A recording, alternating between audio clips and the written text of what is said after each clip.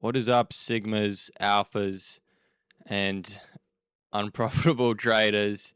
I am here to help you out with a beginner strategy. Well, you don't even have to use, you can use it whenever you want. It's not only for beginners, but it's a very easy to learn strategy that you can immediately see working as soon as you draw it up on your chart. So I'm here on the ES, but I'll show this on the NASDAQ. I'll show this on a bunch of different days. I've traded it myself on ES, NQ, and gold, but I know it works on crude oil. It works on everything. I only trade those three things, so I can't say anything else. But so this strategy involves something you probably have never seen or heard of unless you've played around with all of these things, and it is called the fixed range volume profile. So to draw this up, you come over to the toolbar over here, and the one that has your positions on it, so the long and the short position, if you come down to this volume based section, you find it here, fixed range volume profile. Sometimes it's called something different, but it's this. You'll know if you have the right one. So once you have this selected, you want to come to the New York session of yesterday. So if Globex Open has just started, which is where I have my chart, Globex is about to open. It's just the last New York session that happened. Find 9:30, the open, click there, then go all the way along until 3:59, the very end, click there. Now, this will draw out the volume profile for the New York session. Yours probably won't look anything like this, so I'm going to quickly show you my settings. On the inputs tab, I have number of rows, I have 1000, I have up, down, and I have 70. And then I'm pretty sure the only other stuff I've changed is the colors. My pointer controls purple, my value area up, value area down is green, and then volume up, volume down is transparent sort of color. It does not matter what colors you pick. That's just what mine looks like. So how do you actually read this thing? What is this showing? All of these things along the side is volume. You normally see it on the bottom of your chart going up. The difference with this is instead of showing volume at a specific time, which is what it shows down the bottom, it's showing you volume at a specific price. The green shaded area, or whatever color you picked, is 70% of this session's volume. The top and bottom sections, 15% each, either value area high, which is above, or value area low, which is down here. And then this purple line, or whatever you picked, is the pointer control. And this is the fair value for that session. Has nothing to do with fair value gaps. Fair value gaps don't even mean fair value. That's just a name that ICT gave it. This is actually fair value from the session. So how do you actually use this to trade? Obviously, this session has already happened, but we are going to use the data from this session to then trade the next one, which is Globex. Now, there's a million ways you can do this, which is where discretion comes into this strategy. But I'm going to show you a very simple, easy way to do it, which you can immediately see it working just straight away. So what you want to do is mark out this value area, high area, just by putting a line here. Now, you can do that just by clicking the plus right here, and it'll chuck a horizontal line. Now, I like this being something I can see easy, like white. Then you want to do the same for the bottom one. And the bottom one is much smaller on this profile. Do another one there. And then I like doing one at point of control as well. And that one, I just make purple so I know it's point of control.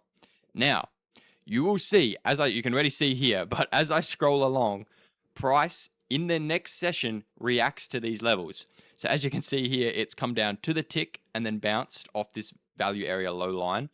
But as I scroll along, it's chopping around point of control. Now, like I'd explained before, point of control is where fair value is. So it's not uncommon to see price just chop around it.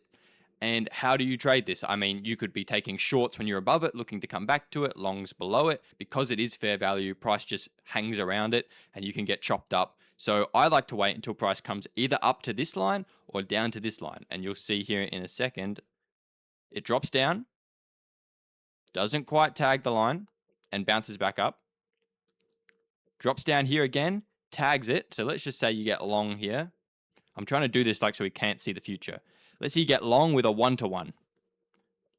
Boom, boom, boom, boom, boom. Immediately bounces straight back off and goes to the point of control. Let's just expose the future here. As you can see, multiple tags. Tags the bottom, bounces up. Tags the bottom, bounces up. Tags the bottom, does go a little through, bounces up. All of these, if you just traded a 1-to-1, bang, bang, bang, a little bit of drawdown, but again wins. So, I mean, there is discretion, and that's why strategies like this work. If a strategy is purely systematic, meaning once you touch this line, you always take a 2-to-1 with 50 points of risk and 100 points of, whatever. It's not going to stand up in the real market. You need to have some sort of your own discretion and your own decisions being made to make a strategy like this work, which you can apply to a strategy like this amazingly. This first trade would have been great to take back here. Now, whether you take that whole thing or maybe you take it off here, whatever. It then had multiple bounces, eventually breaks away from that line, comes up to point of control, has a little dump off it. I mean, that's a bit choppy. Like I said before, tends to chop around point of control. Eventually breaks higher, has a bit of a rejection when it gets up here, but really breaks through. And this is right at the end of Asia, right? This is coming into the next New York. And on this news candle, or right before news, it breaks above the value area high, happens to come back, tags it almost to the tick, and then has a massive explosion higher. Then New York opens. Now, when New York opens, this is what I like to do. Because this is the previous New York, this is the new New York, I like to mark out the previous session, which is the overnight session. As you can see, we now have a brand new profile, and this one is very heavy to the upside because of this news. Maybe this is a little skewed because of news, but similar thing. Put that line there. This line can just be at the very top. And this line here. Now, unfortunately, didn't come back and tag that bottom line. That would have been amazing long if it did. But you can see it reacting somewhat to that top line. Here has a nice reaction. There's a kind of a nice reaction here. And this is the thing. It's not going to work perfectly every time. Here, look, here's a good reaction to the point of control.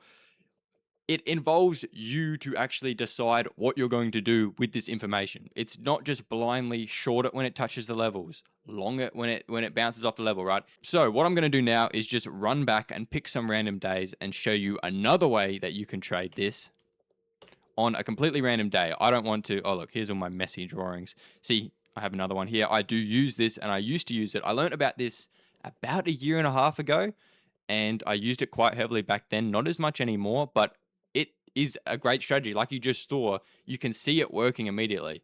Let me just pick a random day. I don't want to cherry pick any days. Let's just go here. Where's New York? Right here. All right. Let's mark out New York. 9:30 to, I have to go a little bit further. Now I'm trying to hide the next day's price because I have no clue what it's done. And that is because I want to show you another way you can trade this. Now, I'll draw my lines in. You may not always want to wait for it to come to one of these lines. Maybe it's the next day it ends up chopping around in this area, or it breaks below and chops around in this area, and you're not getting tags on the lines to take trades off. Another way you can do it is by looking at these high volume nodes. So here you have a high volume node. Here you have a bit of one. Here is a bigger one. You can see it's kind of transparent, so it's harder to see. Obviously, there's going to be one at point of control, but we don't need to mark that out because it's at point of control already. What you can do with these volume nodes, again, I haven't looked at tomorrow's price, so hopefully this backs up what I'm saying, is you can mark them out with a box. So I'm going to draw a box here for that one, draw a box here for that, and I'm going to draw a bigger box down here for that volume node. Now, what is classed as a high volume node? It's completely up to you. It's discretionary. For me, these are the biggest areas that obviously jut out.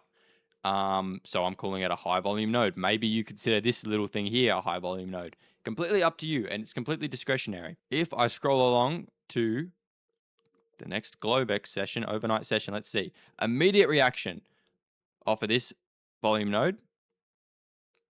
Another little reaction off it. Looks like it's going to break through though. Nope, another reaction off it. Look at this. Bouncing off this node. 1 bounce, 2 bounce, 3 bounce. Going to come up and test point of control maybe? Nope. Straight back down. Breaks through it there. So, I mean, it tested it a lot of times. Broke through. Chopping around inside it. Not really much going on. Okay, now look at this. Breaks up, touches point of control, comes back down to the level. Here we go, breaking through it. So, I mean, when it's done this, and again, this is just how I trade, after you've had this much reaction to it and it's breaking away, I almost wouldn't like to use this as a level again, just because so much price has been transacted around it. After this, you get the touch, rejection back to the level. I'm pretty much done with using this. Maybe it still works later in the day. I don't know. I'll see. Let's see. Chopping around. So as you can see, it's all the way. We've had multiple hours of overnight session here, and it hasn't come to any of the lines, but already there could have been multiple trades you took. Maybe you took one like this, back down to the node. There you go. You know, maybe you had a really tight stop. That's almost a 3-to-1. Chopping around, see, not really reacting to it how it was before, so a little bit more arbitrary. Still just chopping. Breaks straight through this one, comes to the low. I would probably take a long here, so let's chuck a long on. And hey, because you know there's another node here, maybe you use this as a stop. You want to have your stop behind that. You can use this as some support. Let's just go for a 1-to-1. I don't know what a 1-to-1 is. Something like that. Dum, dum, dum, dum, dum, dum, dum. And we lost. So there you go. At least I'm being realistic. But, you know, look here. Another play off this volume node. Another one off this volume node. Coming, I mean, look at this. Off the volume node, this is like a retest. Goes up once, rejects, goes up again. You take a short. You take it down to this. Bang. Again, a 2-to-1 or a 1-to-1, whatever you want to trade. There is useful data to be found in this visible range volume profile or fixed range volume profile. It's very interesting, and the reason I like this so much and the reason that I titled this video something to do with it being good for the beginners is because you can see it working straight away. You don't need to even wait for the market to open. On a weekend, you can go, you can pick a random day, you can draw this up, and you can see it working. What I'm going to do now is take it over to the NASDAQ. Okay, like here, let's do an overnight session into New York. So maybe you trade New York more often. Overnight session is from 6 o'clock, like this. Drag this all the way along, like that. I don't want to look. I just want to mark out. So we got some big volume nodes here already. And because some of those are really prevalent, I'm probably going to mark them. I'm going to take that as a high volume node. And I mean, because there are multiple that are this size, you could go and like mark this one, mark this. Maybe I'm going to mark just this top one because it's very sharp. I kind of like the look of it. I'm also going to mark this as one. Okay, let's see. Did this work? So, market opens here. Cha-ching, immediately. A dump down to that value area high line.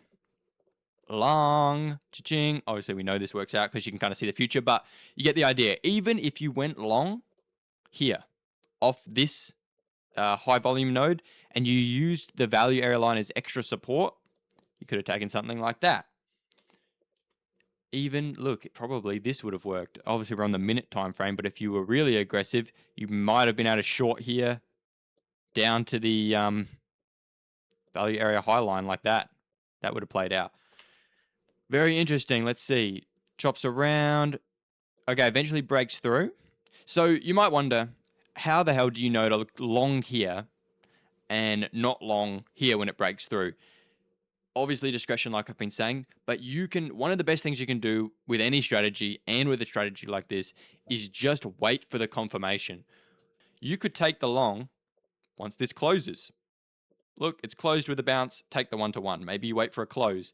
Maybe you just wait for the rejection. When you see it reject up like this, it hasn't broken through, then you take the long. Maybe you are just taking the long once it touches. You don't care, you just take the long. With something like this, it's a massive red candle. When it was down here, this is what it would have looked like, right? It would have looked like this massive red. Do I want to take a long off that? Not really. I'm going to see, does it close above the line? Maybe I'm just waiting to see if it's going to close above. It doesn't, it closes below, and then we get more red. And hey, maybe a close below, cha-ching, take the short. Hey, you can put your stop behind the volume node and this, you can take the short. You see it brung down, look at this. Break, retest, break and retest. I'm sure you all love that. Another 1-to-1. You can just go again and again and again. And it loves this volume node. That was a good one to mark out. Comes up to this one. Do we see a rejection? Hey, look at that. Lucky I marked that one out. So you can just blindly short this one up here if you wanted. Maybe you go all the way back down to this value area high, I think that is. How you trade it is still going to be up to you. There's plenty of options and opportunities in here to completely blow your account, and there's plenty of options to make heaps of profit. It's going to be up to you to still make that decision. And hopefully you're far enough along in your journey to know you need that in a strategy. You can't just blindly, strategy tells me to long, I long, because all of that is priced into the markets. There's people who can explain this better than me, but you need discretion, and this allows for a lot of your own discretion. Now, one final way you can trade this, and I will show it here because I don't know why I deleted all those lines. I probably should have left those lines. Let me just chuck them back. New York opens. You've got your overnight profile in. You're trading. Maybe you catch this nice bounce. Maybe you catch this break and retest, best case scenario. Or maybe you take a loss here trying to catch another bounce. Maybe you catch this bounce. Anyway, the market's dwindling on and you're thinking, hey, we're kind of breaking away all these levels down here. We aren't getting to use. It's moving up in the PM session. And, you want more to trade, but you're away from your levels down here. You can use what is called a developing volume profile, where you draw the current session you're in up to just whatever time it is. So let's say around 11 o'clock, this is the current price. It's hanging above this level. You want more to trade. You can chuck a volume profile of the New York session and bring it over. Now you've got your current session profile. You can see right at the moment you're at point of control. You can see the value area low is down here, value area high is up here. So maybe as the market moves and this develops, you're waiting for some levels to overlap. Not much overlapping, but as we're coming down to this level, you might notice, hey, there's a bit of a high volume node here on the current developing profile, and we have the value area high line. I'm going to take a long, maybe from there. Let's just say a 1-to-1. Bang, you take it, maybe you're taking it back up to the point of control. Can you still win that 1-to-1? Or I think you just lose it. That would have been a rough trade. Some people might only want to trade the developing one. Get rid of the overnight one. You're just going to trade your current session developing profile. And say, hey, there's a bit of a volume node building up here. Maybe you try a short off that. Who knows? I like using the previous sessions more than the current one. But there are days where, I don't know if I can find one off the bat. Just say that this was New York. That was the New York session. You can see we broke below. And once you do break below, you then don't really have any levels to go off. So then it might be much more useful to draw your current session and play off those levels because you don't have the previous session's levels anymore.